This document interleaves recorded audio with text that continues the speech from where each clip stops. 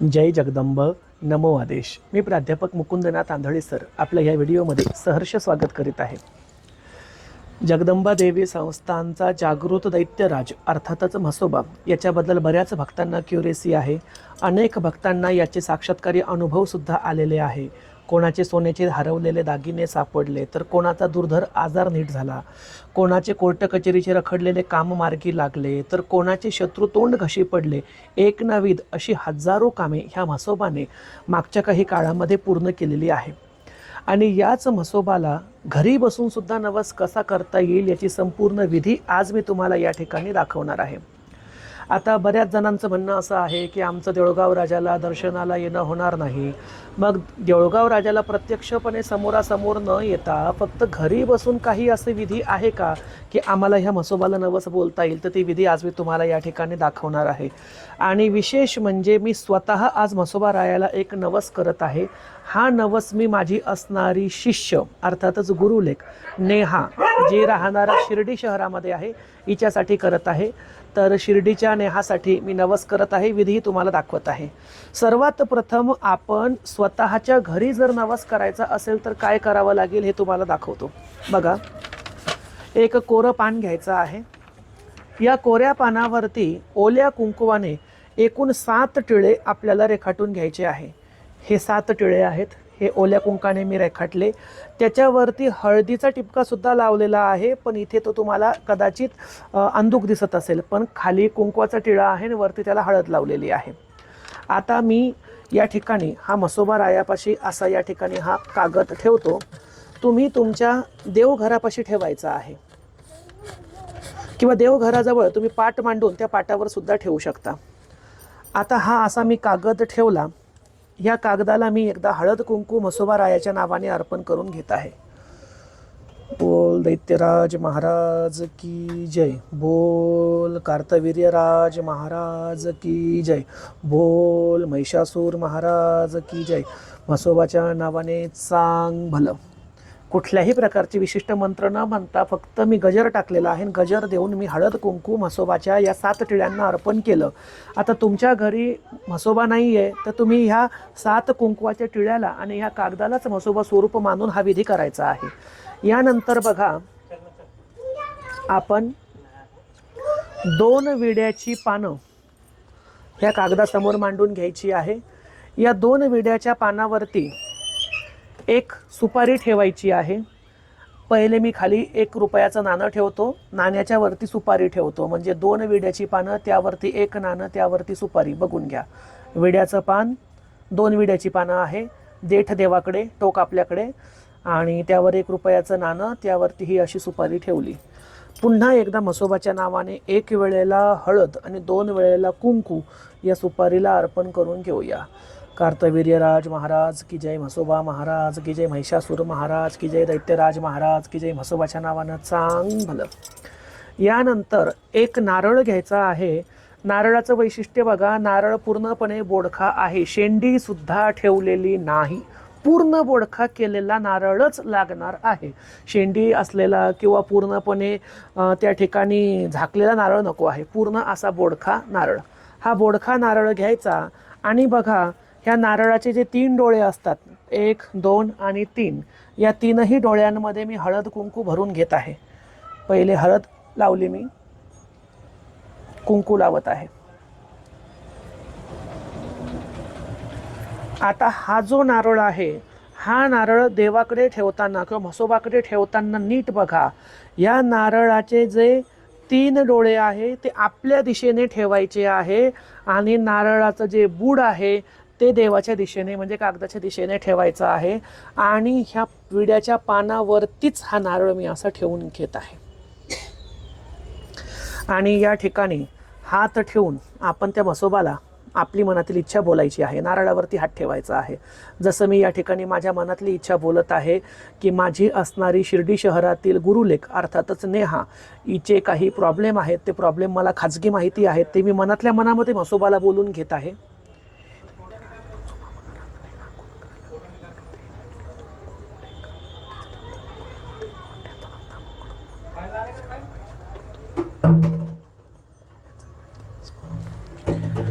या ठिकाणी मी माझ्या गुरुलेकीसाठी म्हसोबा रायाला 2 बोकड कापेल असा नवस बोललेलो आहे.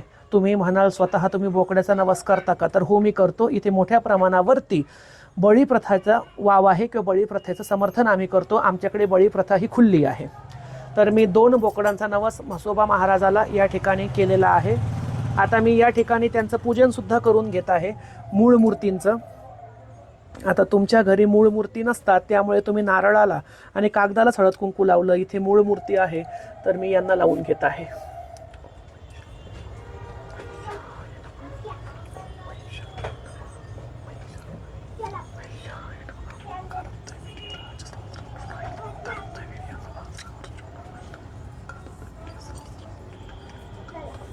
यानंतर मी त्यांना टावेल टोपीचा मान देऊन घेत आहे. या 2 टोप्या आहेत, तर मी या 2ही टोप्या म्हसोबा महाराजाला या ठिकाणी घालून घेतो. वरच्या मूर्त्यांना घालूया. खाली कमी जागा असल्यामुळे इथे ठेवून घेतो मूर्ती. टोपी अशी पूर्णपणे बसत नाहीये डोक्यावर त्याच्या.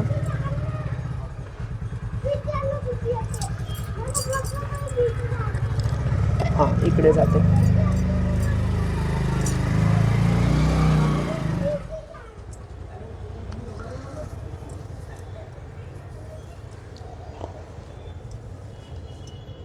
आता ह्या ज्या टोप्या अर्पण केल्या, ह्या टोप्यांना सुद्धा मी हळद कुंकू एक थोडं थोडं लावून घेतो. कारण टोपी डोक्यावर घालायच्या आधी तिला कुंकू लावावं म्हणतात. इथे आपण डोक्यावर घातल्याच्या नंतर कुंकू लावून घेत आहोत.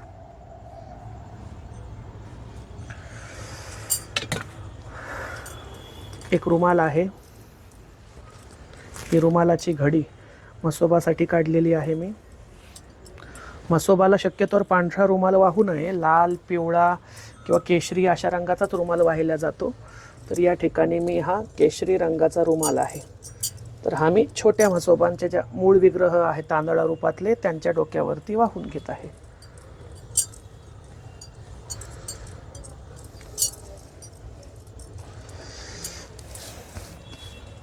अक्षदा आहेत, तांदूळ आहेत. तर म्हसोबा महाराजांना अक्षदा वाहून घेत आहे. आणि पुन्हा एकदा मी माझा नवस म्हसोबा महाराजांना हात लावून बोलत आहे.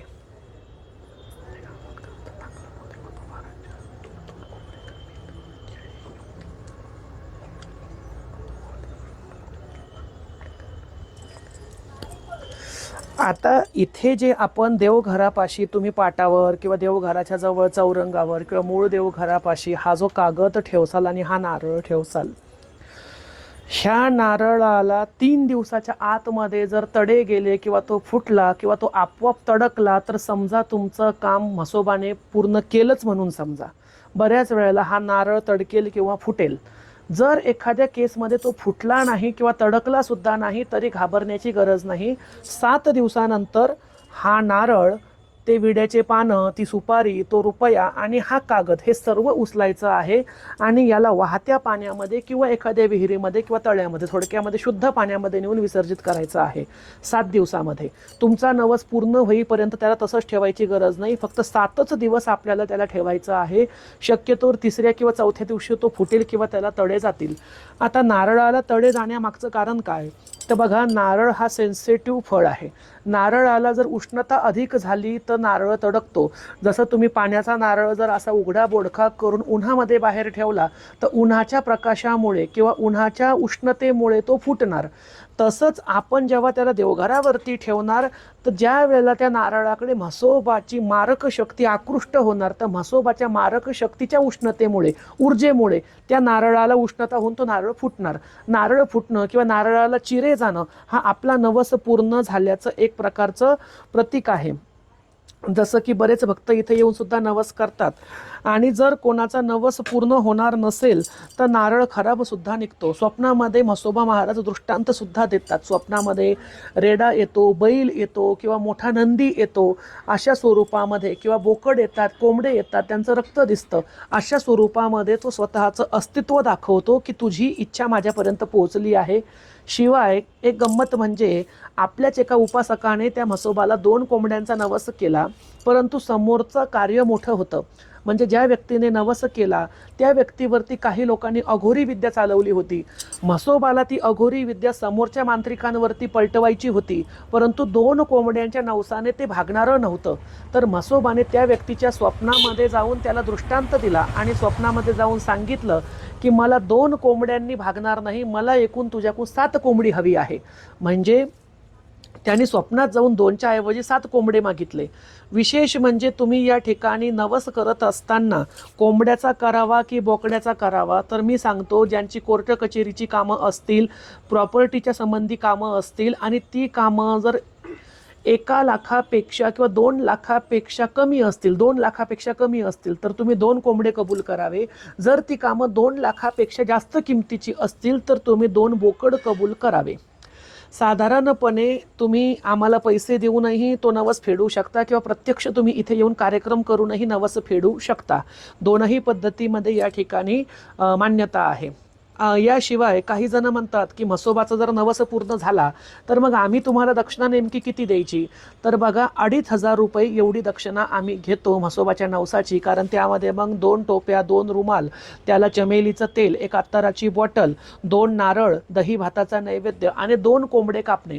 मग इथे खाटकाला बोलावून घरापर्यंत आणणे, त्याच्या हाताने इथे कोंबडे कापून घेणे, तर घरी येण्याचे ते वेगळे पैसे घेतात. शिवाय ते कोंबडे शिजवणे, त्याची भाजी बनवून तो नैवेद्य म्हसोबाला दाखवणे आणि ह्या चौघांच्या नावाने 4 जणांना जेवू घालणे, या सर्व कामासाठी 2,500 रुपये घेतले जातात. पण तेही काम पूर्ण झाल्यानंतर नवस करण्यासाठी 1ही रुपया लागत नाही, प्रार्थना करण्यासाठी 1ही रुपया लागत नाही. आणि मी याबरोबर आणखीन सांगतो, फक्त म्हसोबाला नवस न करता तुमच्या कामासाठी तुम्ही आई जगदंबेला सुद्धा नवस करावा. याच नारळावरती हात ठेवून प्रार्थना करावी, याच कागदाला हळद कुंकू वाहताना प्रार्थना करावी की आई मी तुमच्या 3ही स्वरूपांना 3 साड्या घेऊन येईल किंवा पाठवेल आणि म्हसोबा राजाला त्या ठिकाणी टावेल, टोपी, रुमाल आणि कोंबडा किंवा बोकड बळी देईल. म्हणजेच जगदंबा सुद्धा त्या ठिकाणी प्रसन्न राहील आणि म्हसोबा सुद्धा प्रसन्न राहील. मुळामध्ये म्हसोबाचं स्वतःचं असं स्वतंत्र अस्तित्व नसतं, हाही विषय लक्षात घ्या. काही जणांना म्हसोबा फार मोठा वाटतो, तो नक्कीच मोठा आहे, परंतु तो जगदंबेच्या चरणाच्या खाली आहे हे विसरता कामा नये. याची कथा काय आहे ती सुद्धा मी तुम्हाला सांगतो. या ठिकाणी मी या म्हसोबांचा परिचय तुम्हाला करून देतो. इकडे बघा, हे मूळ विग्रह आहेत.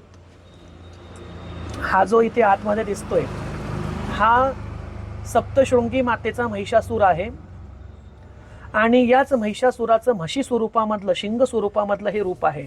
म्हणजे हा सप्तशृंगी मातेचा महिषासूर म्हणजेच म्हशा आहे आणि हा कार्तवीर्यराज सहस्रार्जुन आहे, म्हणून तो तसा राजच दिसतो. हा कार्तवीर्यराज सहस्रार्जुन आणि हा महिषा म्हणजेच महिषासूर. आता ह्या दोघांची स्थानं कुठली, तर कार्तवीर्य राजाचं स्थान श्री रेणुका मातेच्या सिंहासनाखाली अर्थातच माहूरगड आहे आणि म्हशाचं स्थान हे सप्तशृंग गडाची पहिली पायरी म्हणजे वणी गडाच्या पहिल्या पायरीवर जो महिषासूर आपल्याला दिसतो, जो दैत्य आपल्याला दिसतो, तोच हा दैत्य आहे. तर वणीगड आणि माहूरगड हे या दोघांचं मूळ स्थान आहे. आता या ठिकाणी लक्षात घेण्याजोगी बाब ही आहे की रेणुका मातेच्या आसनाखाली आहे म्हणून त्याला किंमत आहे, तर त्याची स्वामिनी रेणुका माता आहे. आणि सप्तशृंगी मातेच्या पायाशी हा म्हशा आहे म्हणून सप्तशृंगी जगदंबा आहे, म्हणून या महिषासुराला किंमत आहे. त्यामुळे म्हसोबाला नक्कीच मोठं समजा, पण आई जगदंबेची किंमत मात्र कमी करू नका. कारण हल्लीच्या काळामध्ये मी बघतो जगदंबा देवी संस्थानला आल्यावरती विचारतात म्हसोबा कुठे आहे, म्हसोबा कुठे आहे, म्हसोबा कुठे आहे. अरे बाबांनो, एवढाच जर जीव तुम्ही देवीसाठी तोडला की जगदंबा कुठे आहे, तर नक्की म्हसोबाही तुम्हाला प्रसन्न राहील. जसं थोडक्यामध्ये उदाहरण द्यायचं म्हणजे एखाद्या देशाचा पंतप्रधान जर तुमचा मित्र असेल तर त्या राज्याचे सर्व मुख्यमंत्री तुमच्याशी गोडच राहणार आहेत. पण जर तुम्ही फक्त मुख्यमंत्र्याला जीव लावला आणि पंतप्रधानाला दूर लोटलं तर मुख्यमंत्री एकटे काही करू शकत नाही. तुम्हाला वरची यंत्रणा आणि मग स्थानिक यंत्रणा ही हाताळावी लागते. तसं मूळ जगदंबेला मान द्या, मूळ जगदंबेला जगदंबेच्या समोर आर्त विनवणी करा, तिला खरा नवस करा की आई मी तुला साडी देईल. आणि जगदंबा कधीच बोकड खात नाही, जगदंबा कधीच कोंबडा कापून खात नाही. जगदंबा सत्व स्वरूपा सात्विक सुलक्षणी आहे, सुमंगली आहे. तिला अगदी मांस मदिरा ह्या कुठल्याच गोष्टी चालत नाही. इथे जरी मोठ्या प्रमाणावरती कोंबड्यांचे बळी देत जात असले बोकड्यांचे बळी होत असले किंवा मोठ्या प्रमाणावरती लोक अंडी वगैरे आणून ठेवत असले तरी हे सर्व पदार्थ इथलच्या इथंच विल्हेवाट लावली जातात. जगदंबा देवी संस्थांची जी पायरी आहे किंवा जो उमरा आहे त्या उमऱ्याच्या आतमध्ये या वस्तूंचा स्पर्श होत नाही, कारण आतमध्ये खुद्द जगत जननी जगदंबा बसलेली आहे. तर घरून नवस करताना आईला 3 साड्या कबूल कराव्या आणि नंतर म्हसोबाला तुम्हाला जे कबूल करायचं असेल ते कबूल करावं. आता काही जण म्हणतात एकदा नवस केल्यावरती वारंवार म्हसोबाला यावं लागतं का? तर वारंवार म्हसोबाला येण्याची गरज नाही, पण जर तो कधी स्वप्नामध्ये आला आणि त्याने तुम्हाला दर्शन दिलं तर सकाळी उठून तुम्ही मनपूर्वक एकदा देवघरापाशी बसून त्याचे हात जोडून आभार मानायला पाहिजे की राजा तुम्ही मला रात्री स्वप्नामध्ये दर्शन दिलं, किंवा हे दैत्य राजा म्हसोबा राया तुम्ही मला स्वप्नामध्ये दर्शन दिलं, मी तुमचा धन्यवाद देतो, तुमची कृपा माझ्यावर राहू द्या. आणि म्हसोबाची प्रार्थना देवघरापाशी बसून का करायची? कारण आई तुळजाभवानी असो, आई महालक्ष्मी असो, आई सप्तशृंगी असो किंवा आई रेणुका माता असो, 3.5 शक्तिपीठांच्या प्रत्येक जगदंबेच्या पायाशी तिचा तिचा दैत्य आहे आणि हा दैत्यच मुळामध्ये म्हसोबा स्वरूप आहे. त्यामुळे जिथे जगदंबा तिथे दैत्य. मग तुमच्या देवघरामध्ये आई तुळजाभवानीची मूर्ती असते की नाही? महालक्ष्मीची मूर्ती असते की नाही? सौंदतीच्या यल्लम्माची किंवा माहूरच्या रेणुकीची मूर्ती असते की नाही? सप्तशृंगीची तुळजाभवानीची मूर्ती असते की नाही? तुमची जी कुठली जगदंबेची मूर्ती किंवा फोटो तुमच्या देवघरामध्ये असेल, तुम्ही तिच्यापाशी बसूनच म्हसोबाला नवस करा. तिच्या पायाशीच सूक्ष्म स्वरूपाने हा म्हसोबा बसलेला असतो. त्यामुळे हा घरी बसून सुद्धा प्रत्येकाचा नवस पूर्ण करतो. आठवणीने करा. हा कागद, हा नारळ, विड्याची पानं आणि सुपारी 1 रुपया 7 दिवसांपर्यंत हलवायचं नाही. हां, तुम्ही दररोज त्याला हळद कुंकू वाहू शकता जेव्हा तुम्ही पूजा कराल तेव्हा, दिवसातून 2 वेळेला. त्याबरोबर देवघरापाशी आपण जो दिवा लावतो तोच दिवा त्या म्हसोबाला मान्य राहील. तुम्ही जगदंबेच्या देवघरासमोर ज्या अगरबत्त्या लावता त्याच अगरबत्त्या म्हसोबाला ओवाळा. त्याच्यासाठी वेगळा दिवा किंवा वेगळी अगरबत्ती लावण्याची गरज नाही.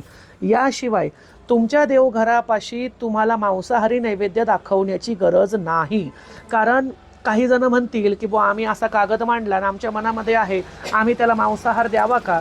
तर बघा, दुकानदाराकडून आपण एखादं वस्तू घेतली तर आपण वस्तू मिळाल्याशिवाय पैसे देत नाही. त्याच पद्धतीने म्हसोबा रायाने जोपर्यंत काम केलं नाही तोपर्यंत त्यालाही फुकटचा नैवेद्य देऊ नये.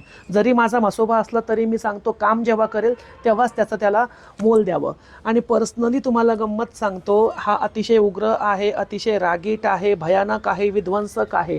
हे त्याचे 4 उग्र गुणधर्म सोडता तो प्रचंड मायाळू, दयाळू, भक्तांवरती उपकार करणारा आणि जगदंबा देवी संस्थांचा रक्षण करता सुद्धा आहे.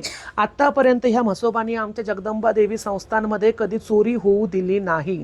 तुम्हाला गंमत सांगतो, सध्या देऊळगाव राजा शहरामध्ये एक व्यक्ती आहे ज्यांचं आडनाव शिंदे आहे. कोण काय मी ते बोलणार नाही, पण ते व्यक्ती सध्या जगदंबेच्या मंदिरामध्ये चोरी करता येईल का असं प्लॅनिंग करतायत. त्यांच्या घरी बसून करतायत. यांनी मला 2 वेळेला येऊन सांगितलं, चेहरा दाखवला, ती व्यक्ती दाखवली, आडनाव दाखवलं आणि सांगितलं हा मंदिरामध्ये येऊन चोरी करण्याचा प्लॅन करतो, मी याला उडवू का? तर मी सांगितलं जोपर्यंत गुन्हा करत नाही तोपर्यंत त्याच्यावरती कोपू नकोस. ज्या दिवशी तो इथे येऊन जगदंबेच्या कुठल्या वस्तूला हात लावेल त्या दिवशी तो तुझ्या गुन्ह्यामध्ये राहील. या आधी सुद्धा 1दा-2दा चोरीचे प्रयत्न झाले होते, पण ज्यांनी चोरी केली त्याला त्यांनी बाजारापर्यंत सुद्धा जाऊ दिलं नाही. अगदी 100 मीटरच्या अंतरावरती गेल्यावर त्यांना चक्रा सुरू झाल्या आणि जी वस्तू उचलली होती ती वापस आणून ठेवावी लागली. एवढं तो भरभक्कम रक्षण सुद्धा या ठिकाणी जगदंबा देवी संस्थांचं करतो, कारण तो जगदंबेचा दास आहे, सेवक आहे, दैत्य आहे. आई जगदंबेच्या पायाखाली त्याचं स्थान आहे. त्यामुळे दैत्याची भीती बाळगू नका, त्याच्याबद्दल मनामध्ये कुठलीही निम्न स्तराची भावना ठेवू नका. जो आईच्या पायाशी आहे तो आपल्यापेक्षा अधिक भाग्यवान आहे, कारण त्यांनी आईच्या चरणांशी जागा मागितली. आपण जगदंबेला फक्त दुरून बघतो, त्याच्या अंगावरती जर आईचा पाय आहे तर तो किती भाग्यशाली असेल. त्यामुळे सर्वांच्या इच्छा पूर्ण करो अशी मी म्हसोबा रायाच्या चरणी प्रार्थना करतो. आणि या ठिकाणी माझी असणारी गुरुलेख अर्थातच नेहा शिर्डीमधून, हिच्यासाठी मी 2 बोकडांचा नवस केलेला आहे. जेव्हा तिला तो सर्व अडचणीमधून बाहेर लवकरात लवकर काढेल तर एका बापाच्या नात्याने सर्व खर्च 2 बोकडांचा स्वतः मी करेल. साधारणतः 2 बोकडांचा खर्च 35,000 रुपये एवढा येतो कार्यक्रमाचा. तर हे पूर्ण 35,000चा कार्यक्रम मी माझ्या पैशाने करेल माझ्या गुरुलेखीसाठी, असा मी या ठिकाणी नवस म्हसोबा रायाला केलेला आहे. आणि बऱ्याच दिवसांपासून तुमची मागणी होती. व्हिडिओ तुम्हाला आवडला असेल अशी आशा व्यक्त करतो. भेटूया पुढच्या व्हिडिओमध्ये. तोपर्यंत सर्वांचं कल्याण असो. जय जगदंब. नमो आदेश. म्हसोबाच्या नावानं चांग भलं.